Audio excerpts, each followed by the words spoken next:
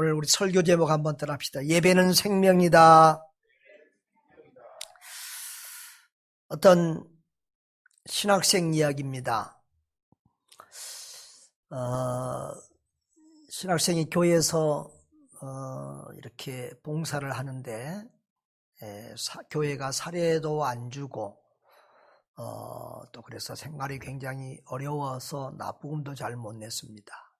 어느 수요일 날 누군가가 이렇게 납부금 또 빌려준다고 그래서 그 사람을 만나러 가게 됐는데 그 시간이 수요 예배 시간이었습니다. 그래서 예배를 한번 빠지고 다녀오게 됐습니다.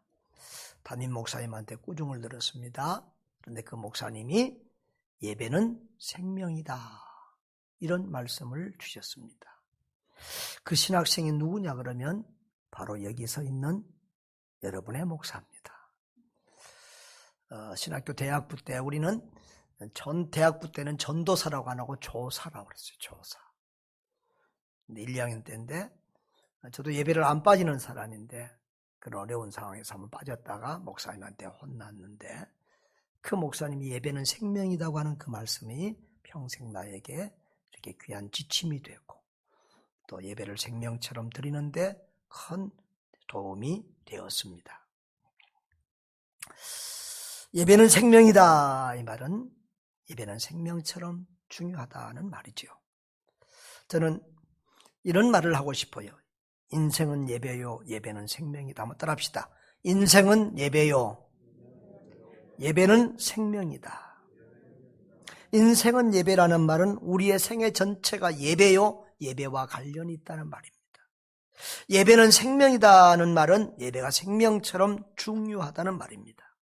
예배 때문에 살기도 하고 죽기도 하고 예배 때문에 복을 받기도 하고 벌을 받기도 한다는 말씀입니다. 오늘 왜 예배가 이렇게 중요한지 한번 살펴보기를 원합니다.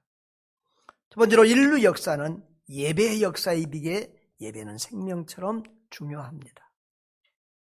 예배는 간단히 말하면 하나님과 인간의 만남, 또 하나님과 인간이 교통하는 것이지요. 예배를 구약에서는 주로 제사로 많이 표현했고 또 이렇게 예배라는 단어가 경배라는 단어로 많이 사용되기도 했습니다. 오늘 저는 이 모든 것을 다 통틀어서 예배라는 단어로 계속해서 말하고자 합니다. 예배는 에덴 동산에서부터 있었습니다. 아담과 하와는 하나님과 직접 만나고 소통을 했습니다. 그런데 아담과 하와가 죄를 지었습니다. 선악과를 따먹고 죄를 지었는데 죄를 짓고 나니까 이제 아담과 하와는 하나님을 직접 예배할 수 없는 존재가 되었습니다. 그래서 아담과 하와의 죄 문제를 해결해주는 대속자가 필요했습니다. 하나님은 창세기 3장 21절에 보면은 하나님은 짐승, 약을 한 마리 잡습니다. 그리고 그 짐승의 가죽으로 아담과 하와의 부끄러운 부분, 죄를 가리워 주십니다. 그 아담과 하와의 죄 때문에 죄 없이 죽은 그 어린 양은 누구를 상징하겠습니까? 예수님을 상징합니다. 바로 예수님을 예표하는 거죠.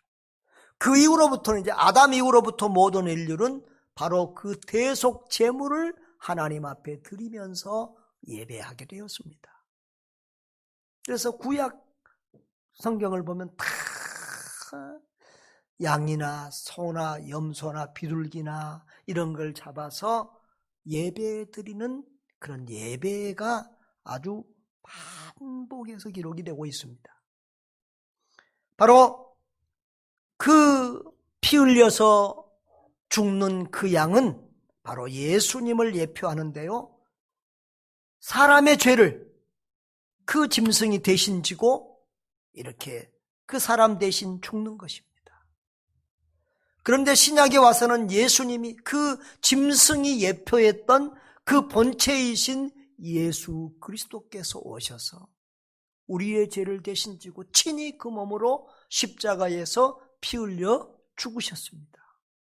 그리고 이제 그 하나님의 구원 계획을 다 이루었다라고 선포하셨습니다. 자, 이제는 성령께서 우리 마음속에 임해서서 그 예수 그리스도가, 나를 위하여 십자가에 피 흘려 죽으신 그 예수 그리스도가 나의 구주, 나의 하나님으로 믿어지도록 역사하십니다. 그리고 그 성령님이 우리를 주관하셔서 하나님 앞에 예배하며 소통하게 하고 또 풍성한 생명을 누리게 하십니다. 영생의 확신과 소망을 가지고 주 안에서 행복하게 살게 합니다. 그러면 예배가 이 세상에만 있는 것이냐? 아닙니다. 우리가 이 세상을 떠나도 예배를 영원히 드립니다. 근데 우리가 이 세상에서는 불완전한 예배를 드리는데 천국에 가면 완전한 예배, 천군 천사들과 더불어 정말 기가 막힌 황홀한 그런 예배를 하나님 앞에 드리면서 영원토록 살게 될 것입니다. 그러니까 인류 역사는 예배의 역사고 우리는 영원히 예배하는 예배적 존재라는 사실을 꼭 기억하시기를 바랍니다. 또 성경 전체가 예배일 뿐만 아니라 우리의 삶 전체가 예배이기 때문에 예배가 생명처럼 중요합니다. 오늘 저는 십계명의 말씀을 통해서 예배를 정리해 보기를 원합니다. 우리가 마태복음 2장 1절과 2절을 읽었는데 시간이 되면 나중에 마태복음을 한 번 더 말씀을 전하려고 하고요. 그것은 뭐냐면 동방박사들이 예배입니다. 동방박사들이 아기 예수께 경배하기 위해서 저 멀리 동방아라비아에서 왔는데 학자들은 6개월 정도에 걸쳐서 왔을 거라고 생각을 합니다. 6개월 동안 사막을 지나고 죽음의 골짜기를 지나고 왔습니다. 다시 말하면 동방박사들의 예수님을 경배하는 그 예배는 목숨을 건 예배였습니다. 여러분, 오늘 십계명도 예배가 얼마나 중요한지를 우리에게 알려줍니다. 제가 인생은 예배다 그랬는데요. 정말 이 성경으로 그것을 증명해 보이도록 하겠습니다. 율법의 모든 명령은 학자들은 613개가 있다고 합니다. 제가 세보지 않아서 잘 모르지만 학자들의 글을 보면 그렇습니다. 근데 613가지 중에서 214가지는 무엇을 하라는 명령입니다. 그런데 365개는 뭐 하지 말라는 명령입니다. 우리가 아마 날마다 죄 지으니까 하나님이 날마다 죄 짓지 말라고 그렇게 말씀하시는 것 같습니다. 자, 그런데요, 그 많은 명령을 613가지를 압축하고 압축해서 10개로 만드니까 그게 뭐가 됐어요? 십계명입니다. 그 십계명을 또 압축하고 진액을 자르니까 2개로 나옵니다. 하나님 사랑, 이웃 사랑. 그래서 성경 전체를 압축하면 하나님 사랑, 이웃 사랑으로 압축할 수 있습니다. 그 십계명 중에서 1계명에서 4계명은 하나님과 우리 인간의 관계인 하나님 사랑하라는 명령입니다. 그리고 5계명에서 10계명까지는 인간과 인간 간의 관계, 대인 관계로서 이웃을 사랑하라, 사람을 사랑하라는 명령입니다. 1계명에서 4계명이 직접적인 예배에 대한 계명이라고 하면 5계명에서 10계명은 생활의 예배, 간접적인 예배라고 말할 수가 있겠습니다. 자, 그러면 이 10계명을 오늘 제가 간단하게 예배라는 관점에서 이 10계명을 풀어보도록 하겠습니다. 자, 10계명의 서론을 먼저 봅니다. 1절, 2절을 보면은, 자, 같이 읽어봅니다. 1절, 2절은 서로는 하나님을 예배해야 할 이유에 대해서 말씀하고 있습니다. 같이 읽어봅니다. 하나님이 모든 말씀으로 말씀하셨습니다. 나는 너를 애굽 땅 종되었던 집에서 인도하여 낸 내 하나님 여호와니라. 애굽 땅 종되었던 집에서 인도하여 낸 내 하나님 여호와다라고 했습니다. 여러분, 다시 말하면 하나님은 이스라엘을 구원한 구원자라는 것입니다. 여러분, 우리가 출애굽기 20장을 봤는데 19장에 보면은 저 시내산에서 하나님이 애굽에서 이스라엘 백성들을 구출해내서 시내산에서 1년 넘게 거기에 머물면서 신앙훈련을 합니다. 19장에 보면은 하나님과 이스라엘 백성 사이에 언약을 맺습니다. 나는 너희의 하나님이 되고 너희는 내 백성이 되리라. 그리고 이제 20장에 와서는 하나님께서 자기 백성들에게 이제 하나님의 나라의 백성, 내 백성은 이렇게 살아야 된다, 이렇게 예배해야 된다고 하는 말씀을 주신 것이 이 십계명입니다. 그래서 이 십계명은 너희는 하나님의 백성이기 때문에, 내 백성이기 때문에 나를 이렇게 섬겨야 된다 라고 주신 말씀이라는 거죠. 다시 말하면 여러분, 우리가 어떤 관계가 있을 때 명령할 수 있는 겁니다. 내가 길에 지나가던 애한테 이렇게 저렇게 명령하면 당신이 뭔데 나한테 명령하냐고 그럽니다. 그러나 자식에게 명령하면 아버지의 명령이니까 따릅니다. 하나님도 우리의 하나님이기 때문에, 우리의 구원자, 우리 하나님이기 때문에 우리에게 이런 계명을 주시는 것입니다. 할렐루야. 그러면 제1계명은 뭐냐? 예배의 대상이 오직 여호와 하나님이심을 말합니다. 가능하면 성경에다 좀 적어놓으세요. 1계명은 뭐라고요? 어떤 우리가 보통 1계명하고 2계명을 구분을 잘 못합니다. 정확하게 딱 오늘 구분을 하세요. 1계명은 예배의 대상입니다. 우리는 오직 여호와 하나님만 예배해야 된다는 거예요. 하나님 외에 다른 어떤 것도 우리의 예배 대상이 될 수 없습니다. 두 번째, 제2계명은 뭐랍니까? 제2계명은 우상을 숭배하지 마라, 우상을 섬기지 마라, 우상 만들지 마라는 계명이잖아요. 이건 뭐냐면 하나님을 예배하는 방법에 대한 것입니다. 하나님을 예배하되, 하나님을 섬기되 우상으로 만들어 놓고 예배하지 말라는 거예요. 여러분, 우리가 이스라엘 역사를 잘 보면 이스라엘이 하나님을 완전히 떠난 적은 없어요. 그런데 왜 이스라엘이 하나님 앞에 밤낮 꾸중 듣고 징계하고 망하냐 그러면은 이스라엘이 하나님을 우상으로 잡고 섬기는 거예요. 저 시내산에서 모세가 십계명을 받으러 갔을 때도 백성들이 그 모세가 40일 동안 금식하면서 십계명 받는 그 시간을 기다리지 못해서 아론을 막 찾아가서 막 압력을 넣고 해가지고 우리를 인도할 신을 만들려고 그래가지고 이 폐물을 모아가지고 금을 모아가지고 송아지 만들어서 그때부터 하잖아요. 또 남한국 북한국 갈라졌을 때도 북한국의 첫 왕 여로보암이 금송아지 2개를 만들어서 베델과 단에 세워놓고 이것이 너희를 애굽에서 이끌어낸 너희 하나님 여호와다 그렇게 말합니다. 그러니까 그들은 하나님을 섬긴다고 섬겼는데 뭘로 만들어 놓고 섬겼다? 하나님을 송아지 우상 형상으로 만들어 놓고 섬겼다는 거예요. 그래서 그렇게 우상을 섬긴 경우가 이스라엘도 망하고 유다도 망하게 되었습니다.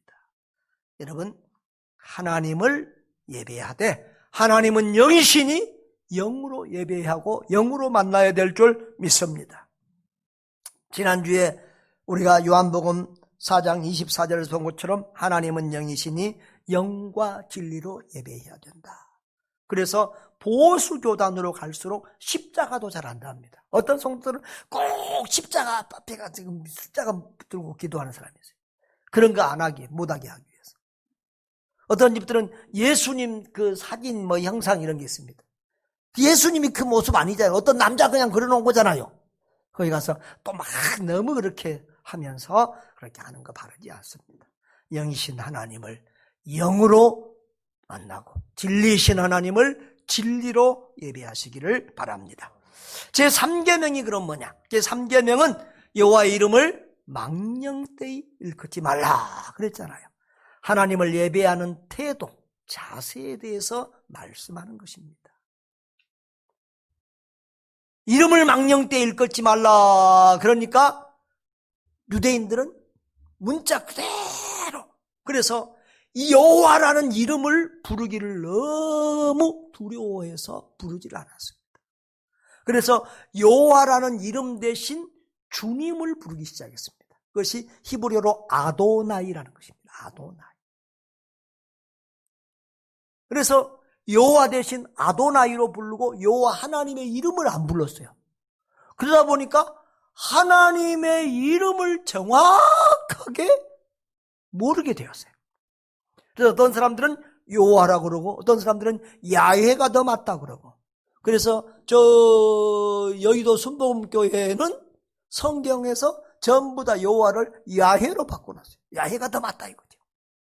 이럴 정도로 유대인들은 이 여호와 하나님의 이름을 부르는 것을 두려워했습니다. 그런데 우리가 알아야 될 것은 이름을 망령되이 부르지 말라는 말은 꼭 이름만을 의미하는 것이 아닙니다. 이름은 그분의 존재 자체를 대표하는 표현입니다. 그러니까 그 사람이 이름을 함부로 안 부른다는 것은 그 사람을 존중하고 어렵게 여긴다는 거예요. 여러분도 부모의 이름 함부로 안 부르잖아요. 또 목사를 존중하는 사람 목사 이름 함부로 안 부르잖아요. 우리도 하나님의 이름을 함부로 부르지 마라 이 말은 하나님을 두려워하고 하나님을 경외하라는 말이에요. 하나님을 무섭게 무겁게 여기고 그렇게 공경하라는 말씀인 줄 믿습니다. 그래서 예배의 자세, 예배의 태도가 중요해요. 하나님을 공경하는 사람은 예배 드릴 때에 그 예배 드리는 자세가 달라요. 습관적으로 예배에 늦지 않아요. 예배 그냥 셀파철질 끌고 아무 옷이나 입고 오고 이러지 않아요. 하나님을 동경하는 사람은 마음에 예배하는 마음의 자세도 다르고 복장이나 태도 모든 게 달라요. 옷도 제일 좋은 옷 입고. 여러분 사람도 중요한 사람 만나러 갈 때는 좋은 옷 입고 나가잖아요. 머리 만지고 나가잖아요. 언제 제가 어떤 상치한 목사님에게 제가 아는 좀 노처녀를 소개한 적이 있어요. 근데 그 목사님이 너무 기분 나빠하고 상처를 받았어요. 왜 그러냐 그러냐. 그 여자가 머리나 옷이나 이 복장이 도저히 선보러 온 사람이 아니에요. 나하고 관계 때문에 마지못해서 억지로 끌려온 그런 느낌이었다는 거예요. 굉장히 불쾌했어요. 우리가 하나님을 만나는 거, 인격적인 하나님이세요. 우리가 어떤 자세로 어떤 마음으로 하나님을 만나러 오는지. 우리가 옛날의 어르신들을 우습게 생각할 수 있어요. 그런데 그렇지 않아요. 우리 옛날 어르신들 어땠어요? 헌금도 주일 전에 은행에 가서 헌돈을 새 돈으로 바꾸다가 헌금하는 분도 많았어요. 다리미로 심지어는 돈을 다린 분도 있었어요. 저도 그런 게 삶이 되고 습성이 돼서 내 봉투 보여주면 안 되는데 이 돈을 쓰면 항상 이렇게 새 돈을 남겨놓고 헌돈을 쓰게 돼요. 그래서 가장 내게 있는 깨끗한 돈, 좋은 돈을 늘 그것을 남겨뒀다가 그것을 헌금으로 드려요. 물론 액수는 헌돈이나 가치는 새 돈이나 똑같아요. 그럼에도 불구하고 하나님께 제일 좋은 것을 드리고 싶은 거예요. 양복도 제일 좋은 양복은 주일날 입고, 넥타이도 이번 주에는 무슨 넥타이를 맬까 늘 생각을 해요. 늘 씻고 와요. 여러분, 뜻없이 드리는 기도, 마음 없이 입으로만 부르는 찬양, 준비 없이 정성 없이 드리는 예불, 하나님을 경홀히 여긴 3계명에 어긴다라고 말할 수 있는 부분이에요. 예배의 태도를 보면 그 사람이 하나님을 얼마나 공경하고 귀하게 여기는지, 하나님을 향한 그분의 마음 자세와 믿음이 어떤지를 볼 수 있어요. 하나님을 두려운 마음으로 사랑하시기를 바랍니다. 그것을 경외라고 합니다. 제3계명은 바로 그런 예배의 자세를 말하는 거예요. 제4계명은 예배의 시간에 대한 말씀입니다. 안식일을 기억하여 거룩하게 지키라고 했고 그 이후로 여러 말씀으로 자세하게 설명을 하고 있습니다. 오늘 이런 모든 것을 길게 설명할 시간이 없습니다. 그런데 이렇게 이 안식일을 지키라는 이 4계명은 아주 가장 길게 서술이 되어 있습니다. 이 하나님과의 관계 대신계명 1계명에서 4계명 중에서 가장 이렇게 길게 되어 있을 뿐만 아니라 유일하게 하라고 하는 계명이에요. 아까 하지 말라는 계명이 훨씬 더 많다고 그랬잖아요. 근데 다른 계명들은 하지 말라는 계명이에요. 1계명부터 3계명. 그런데 4계명은 하라. 안식일을 기억하여 거룩하게 지키라라고 하는 계명. 하라는 계명. 그래서 유대인들은 이 계명을 잘 지키려고 나름대로 애를 써요. 왜냐하면 이 계명대로 안 살았다가 나라가 망하고 포로로 끌려가고 너무 큰 고난을 당했잖아요. 그래서 이 계명을 지켜보려고 나름 애를 쓰게 되었는데 그래서 4계명을 이분들은 제일 귀하게 새기는 거예요. 그래서 4계명을 잘 지키면 1, 2, 3계명은 저절로 잘 지키게 된다 그래서 이 안식일을 지키는데 목숨을 걸었어요. 그래서 유대인들은 지금도 안식일이 되면 대중교통이고 뭐 식당이고 모든 게 올 스톱이 되는 거예요. 우리는 지금 9시부터 이제 서울을 수도한다고 그러는데 유대인들은 안식일이 되면 딱 24시간 동안 전체를 수도하는 거예요. 심지어는 안식일이 되면 전쟁을 하다가도 그쳤어요. 그래서 적군들에게 많이 죽음을 당하고 한 그런 적들도 있었어요. 유대인들은 목숨 걸고 안식일을 지켰는데 그 안식일이 또 유대인을 지켰다라는 말이 있어요. 여러분, 유대인들이 목숨 걸고 안식일을 지키니까 나중에는 그 안식일이 유대인을 지켰다는 거예요. 유대인은 나라가 망해서 사방으로 흩어져서 디아스포라라서 수천 년을 살게 됐는데 어디에서 흩어져 살아도 그들이 유대인일 수 있었던 것은 이 안식일을 지킴으로 믿음을 지키고 유대인의 정체성을 지키게 되어서 다시 이스라엘 나라를 세우고 회복하게 되었던 것입니다. 할렐루야. 여러분, 신약에 와서 보면 예수님과 바리새인들이 늘 충돌하는 것이 안식일 때문에 그랬어요. 근데 옳고 그르고를 떠나서 그만큼 유대인들이 안식일을 지키려고 애를 썼다는 거예요. 예수님에게 그들이 책망받는 중요한 것 중에 하나는 안식일을 너무 잘 지키다 보니까 너무 세밀한 조항까지 다 해놨어요. 안식일에 몇 미터 이상 가면 안 된다. 뭐 바늘 하나 잘못 꼽아도 안식일 날 뭐 짐 옮긴 것으로 일한 것으로 되고 막 이렇게 너무 심하게 됐어요. 그래서 안식일 날 사람이 아파서 다 죽어도 잘 도와주질 않아요. 그 일이라고. 그래서 예수님이 책망하시죠. 너희가 안식일에 짐승이 구덩이에 빠져 죽어가면 그거 살려내주지 않겠느냐.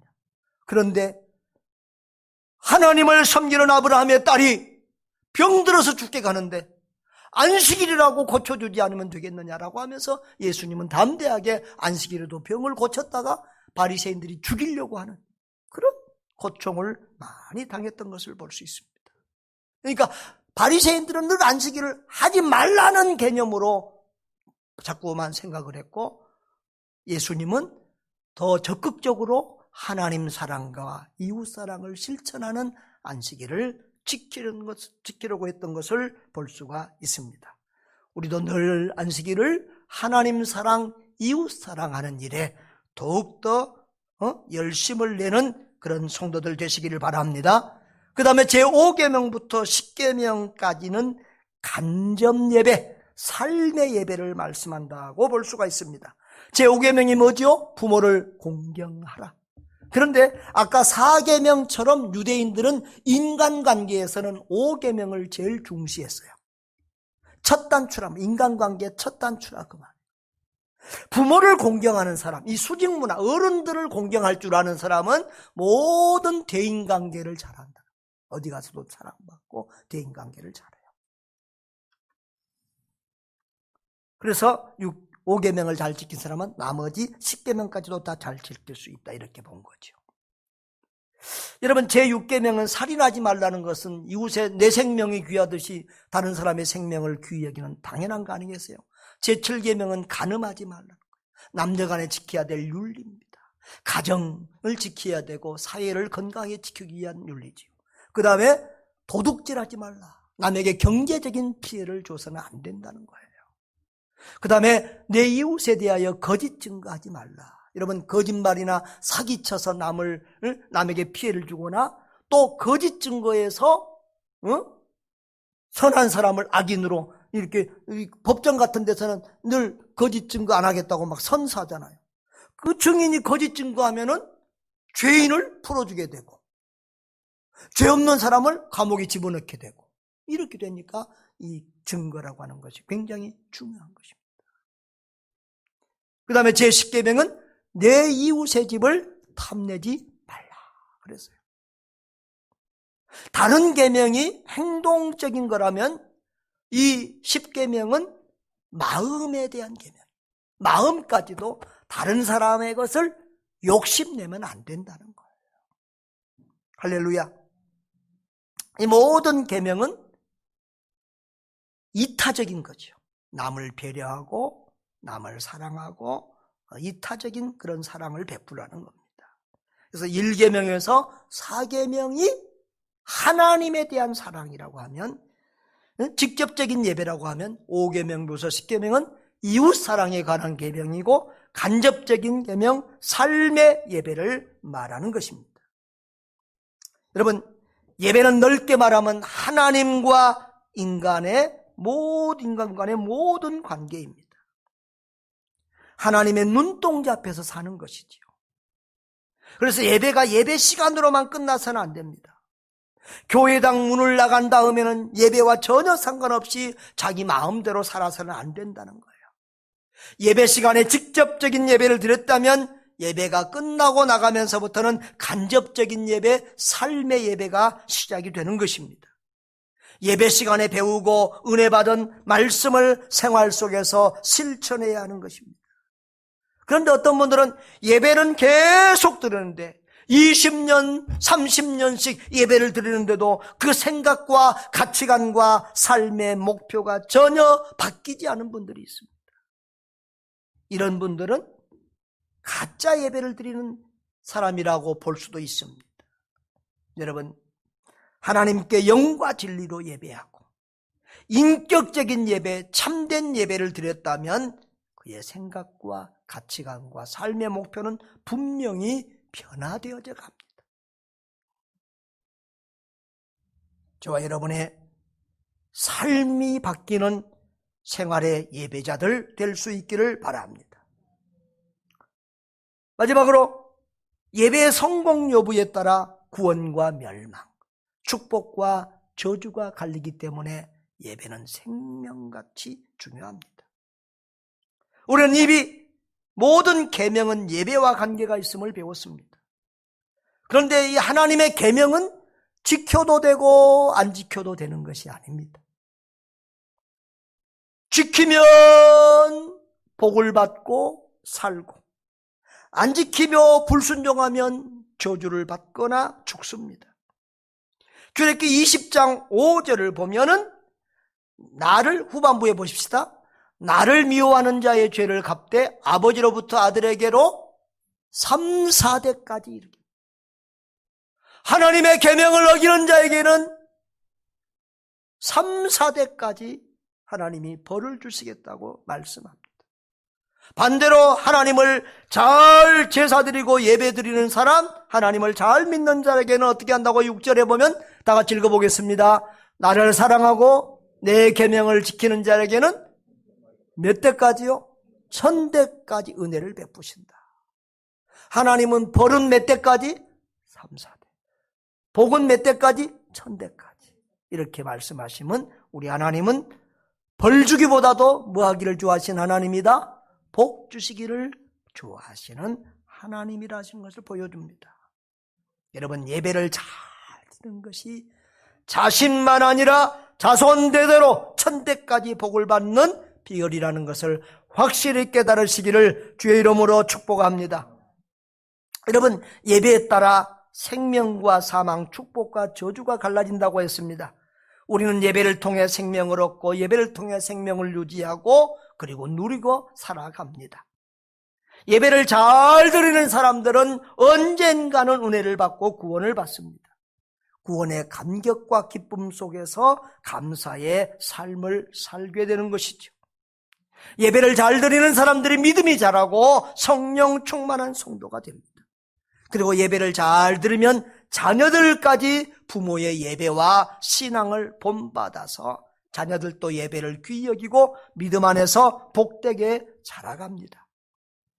예배를 잘 드리는 성도는 영혼이 잘 되고 범사에 잘 되고 강건한 복을 누리게 되는 것입니다. 여러분, 성경의 역사를 보십시오. 예배를 잘 드리는 개인과 가정은 복을 받았습니다. 노아와 그 가정은 그 시대의 모든 사람이 홍수로 멸망당할 때도 노아와 노자의 가정은 구원받은 줄 믿습니다. 아브라함은 예배를 잘 드린 사람입니다. 가는 곳마다 가장 먼저 한 일이 제사 드리는 일이었습니다. 심지어는 독자 아들 이삭을 바치라고 할 때도 기꺼이 하나님께 순종했습니다. 하나님은 그런 아브라함에게 감동했습니다. 그리고 여호와 이레의 축복으로 이삭 대신 다른 양으로 제사하게 하셨고, 그리고 아브라함에게 내가 나를 얼마나 사랑한지 내가 알겠다. 그리고는 그 아브라함의 자손 중에 메시아 그리스도가 오실 것을 말씀하셨습니다. 여러분, 사무엘은 어린아이였습니다. 그러나 늘 하나님의 전에 살면서 예배를 잘 드리는 예배대장이었습니다. 어린이 예배대장이었어요. 하나님께서 그 어린 사무엘을 찾아와서 말씀해 주시고 그 사무엘을 이스라엘의 가장 큰 지도자로 세워주셨습니다. 반대로 그 당시의 제사장은 엘리 제사장이었는데 엘리 제사장과 그 아들 제사장들은 예배를 경홀히 여기고 업수히 여기고 함부로 했습니다. 하나님은 그 엘리의 집안은 다 망하도록 그렇게 하시고 사무엘은 높여주시고 복을 주셨습니다. 여러분, 이스라엘의 첫 왕은 사울입니다. 그런데 사울은 하나님 앞에 제사를 드려야 되는데 사무엘이 늦게 오니까 자기 마음대로 자기가 제사를 행하고 말았습니다. 하나님 앞에 드린 제사를 경홀히 여겼던 사울은 하나님 앞에 버림을 받았고 대신 어려서부터 목동이지만 양을 치면서도 하나님을 찬양하고 시를 쓰고 이 하나님을 예배하고 하나님을 사랑하던 그 다윗을 하나님이 귀하게 여기셔서 사울 대신 이스라엘의 왕을 삼아주신 줄 믿습니다. 그런데 다윗은요, 왕이 되어서도 하나님을 너무 사랑하는 이 다윗은 자기는 왕궁에 거하는데 하나님의 집, 쉽게 말하면 예배당은 너무 초라한 거예요. 천막으로 있는 거예요. 그래서 하나님 앞에 아름답고 화려한 예배당을 지어줄 마음을 가지게 돼요. 여러분, 솔로몬이요 성전을 지었지만요 헌금은 거의 다윗이 했어요. 그래서 역사가들은 인류 역사상 가장 많은 헌금을 드린 사람이 다윗이다라고 평가할 정도로 그 왕궁을 정말 세계에서 가장 화려한 건물로 지을 수 있는 예물을 드립니다. 그런데 하나님이 다윗에게 다윗아, 너는 너무 피를 많이 흘려서 나의 전을 지을 수 없다라고 말을 합니다.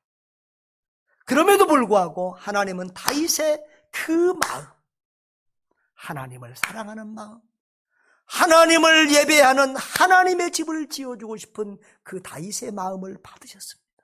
그래서 다윗에게 너의 집안에서 너희 후손 가운데서 자자손손 왕이 나오리라. 그래서 유다 나라가 끝날 때까지 이스라엘은 왕조가 몇 번 바뀝니다. 북이스라엘은. 그러나 남유다는 나라가 망할 때까지 다윗의 자손들이 왕이 됩니다. 그리고 그 다윗의 후손 가운데서 영원한 왕 그리스도 메시아를 보내주시겠다고 말씀하셨습니다. 그래서 예수님이 저 다윗의 고향인 베들레헴에서 탄생한 것입니다. 할렐루야. 이렇게 인류 역사는 예배를 잘 드리는 가정과 그 가문과 그 나라가 복을 받은 것을 성경은 확실하게 기록하고 있습니다. 여러분, 성경만이겠습니까? 우리의 삶도 보십시다. 저는 목사가 된 것이 너무 좋습니다. 왜냐하면 억지로라도 예배를 드려야 되기 때문에. 여러분, 목사라고 늘 성령 충만한 거 아니에요. 시험 들 때도 있어요. 예배 나오기 싫을 때도 있어요.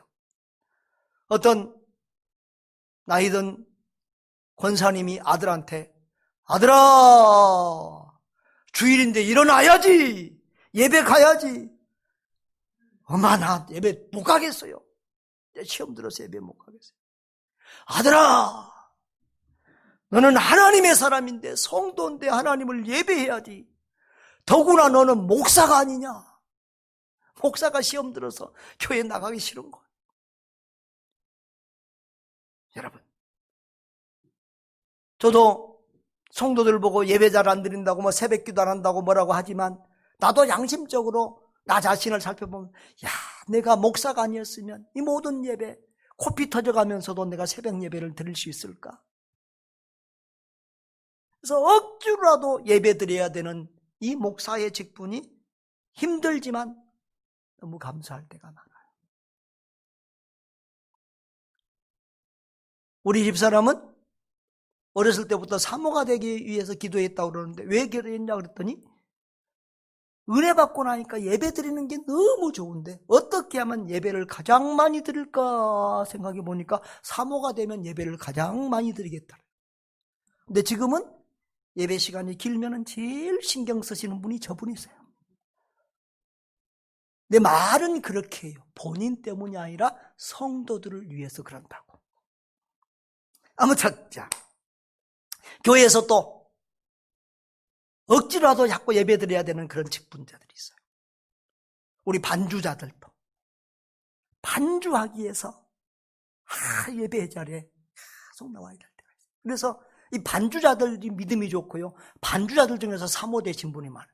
우리 부목사님, 전철미 목사님 사모도, 내가 인도에 집회 갔는데, 부흥 집회 갔는데 거기 반주하고 있는 반주자였어요. 그런데 사모가 돼서 왔더라고.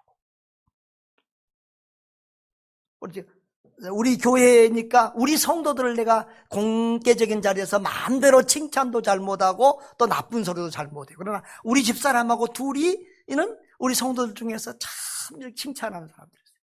우리 교회 보배 같은 우리 반주자, 우리 이윤정 집사님. 예배를 자꾸 드리는 사람들은 이렇게 보배 같은 믿음의 용사들이 되는 줄 믿습니다. 여러분, 신앙생활하다 보면 때로는 시험에 들 때도 있고 힘들 때도 있습니다. 그러나 계속해서 예배를 빠지지 않고 나오다 보면 그 시험을 이기고 승리할 날이 오는 줄 믿습니다. 저는 늘 목회하면서 예배하다 죽으면은 순교입니다. 죽을 때까지 예배 자리에 나오라고 자꾸 그랬어요. 그런데 진짜로 그런 위험한 일이 생긴 적이 있었어요. 선교지에서도 자꾸 그렇게 했더니 이 할머니 할아버지들이 목숨 걸고 예배를, 그 사람들은 처음 예수 믿으니까 순수해요. 그러니까 그냥 이 백지에다가 써준 대로 쓰는 것처럼 그렇게 순종을 해요. 공산주의 문화는 또 순종하는 게 잘 이 훈련이 돼 있잖아요. 그러니까 목사가 하란 대로 해요. 그런데 이 예배당이자 뭐 경향교회나 그런 데는 예배당이 지금 우리 예배당보다 훨씬 큽니다. 성도도 많습니다. 그런데 이 조그만 예배당 저는 이제 여러 군데 개척하니까 가정집을 사갖고 방을 터서 요만큼 지가 이렇게 예배당을 만듭니다. 근데 그 좁은 공간 속에 그 더운 여름에 막 할머니, 할아버지들, 성도들이 가득 차면요. 거기 할머니, 할아버지들은 혈압이 보통 140, 50은 다 넘어요. 200 가까이 되는 분도 많아요. 막 쓰러지는 할머니들 막 있어요. 한 번은 가니까, 이제, 유준하야 남부교회라고 이제 조그만 타시켄트 경양교회가 북쪽에서 남쪽에다 교회를 개척했거든요. 그런데 이 국가가 이제 교회를 탄압하니까 이 예배당을 등록을 안 시켜주는 거예요. 그러니까 이제 등록 안 하니까 이제 뭐 경찰들 오고 그러면 이제 예배당 폐쇄되니까 이렇게 돌아다니고 숨어서 이제 이렇게 성도들 집에 가서 예배 드릴 때가 있어요. 그래서 그때도 이렇게 경찰이 또 뭐 그런 막 위험이 있어서 저 시골에 있는 성도 집, 홀이 넓은 이렇게 집에 갔어요. 거기서 예배 드릴 때인데, 예배 드리려고 이제 오전에는 경향교 예배 드리고 오후에 이제 거기 가서 예배 인도하려고 갔더니 막 할머니들이 울고불고 막 웅성웅성하고 난리가 났어요. 저 멀리서 온 할머니가 있는데 교회에 올 차비가 없어요. 근데 오고 싶어 하세요. 그래서 제가 항상 택시비를 드리는 그런 할머니세요. 근데 왔는데 쓰러져갖고 다 죽어가는 거예요. 그러니까 막 울고불고 기도하고. 그래서 한절히 기도하고 그랬더니 이 숨이 돌아와요. 그래갖고 두고 이제 눕혀놓고 예배 드리는 거예요. 근데 예배 드리다 보니까 일어났어요. 유두고 생각이 났어요. 여러분, 우리는 이렇게 동방박사처럼 또 참 순수한 믿음의 성도들처럼 참 목숨 걸고 예배할 수 있는 그런 예배자들 될 수 있기를 바랍니다. 여러분, 예배에 성공하면요 인생이 성공하고 자녀 교육에도 성공하게 됩니다. 나라와 민족이 사는 비결이 있습니다. 우리나라가 예배 잘 드리고 예수 잘 믿으면 세계 제1의 나라가 될 것입니다. 자녀 교육도요 성공하는 비결이 있습니다. 우리 대부분의 부모들이 자녀 교육의 목표를 공부 잘해서 좋은 대학 가는 것을 자녀 교육의 목표로 삼습니다. 여러분, 공부 잘해서 좋은 대학 가면 교수나 이런 거 하고요 그냥 밥 먹고 살아요.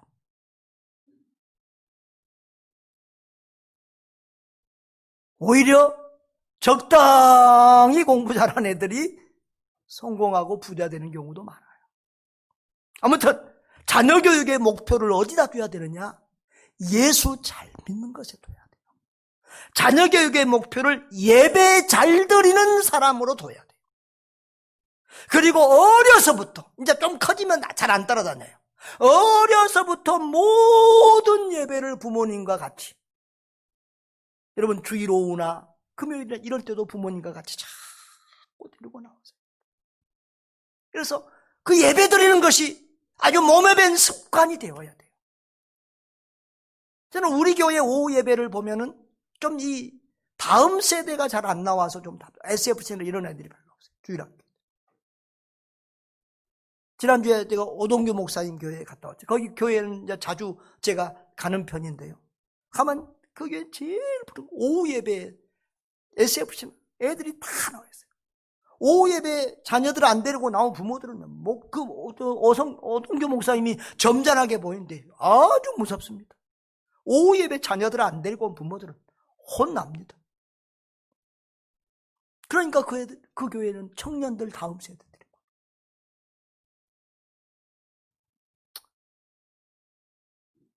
어려서부터 예배가 몸에 배기고 습관이 되고 삶이 된 아이들은 반드시 하나님이 쓰시는 귀한 일꾼들이 됩니다. 가정 예배, 교회 예배에 목숨을 거시기를 바랍니다. 그 자녀는 서울대 나온 사람보다 하버드대 나온 사람보다 더 귀하게 쓰임을 받을 것입니다. 사랑하는 성도 여러분, 인생은 예배입니다. 예배는 생명입니다. 한번 더 합시다. 예배는 생명이다. 여러분, 알고 보면 성경 전체와 제사와 계명과 모든 것이 다 예배에 대한 말씀입니다. 십계명 전체가 예배에 대한 말씀이라는 것을 오늘 제가 증거했습니다. 여러분, 예배는 하나님을 기쁘시게 하는 첫 번째 일이고 가장 기본적인 것입니다. 예배는 하나님이 우리 인간을 만나주시는 것입니다. 그래서 예배를 통해서 우리는 주님을 만납니다. 예배는 주님 만나고 은혜 받는 가장 좋은 방법이고 가장 쉬운 방법입니다. 예배가 무너지면 개인이 무너지고 가정이 무너지고 가문이 무너지고 나라와 민족이 무너집니다. 반대로 예배가 살면 개인과 가정과 후대가 복을 받습니다. 몇 대까지 복을 받는다고요? 1000대까지 복을 받습니다. 유대인이 안식일을 지켰고 안식일이 유대인을 지켰다는 말이 있습니다. 여러분의 주의를 잘 지키고 예배를 잘 지키면 예배가 여러분이 어려울 때 모든 상황에서 여러분을 지켜줄 것입니다. 예배의 성공자가 되어서 영혼이 잘되고 범사에 잘되고 강건한 복을 누리시기를 바랍니다. 예배의 성공자가 되어서 하나님께서 약속하신 1000대까지 복을 받는 성도들 되시기를 주님의 이름으로 축원합니다. 우리 다 같이 동성으로 기도하겠습니다.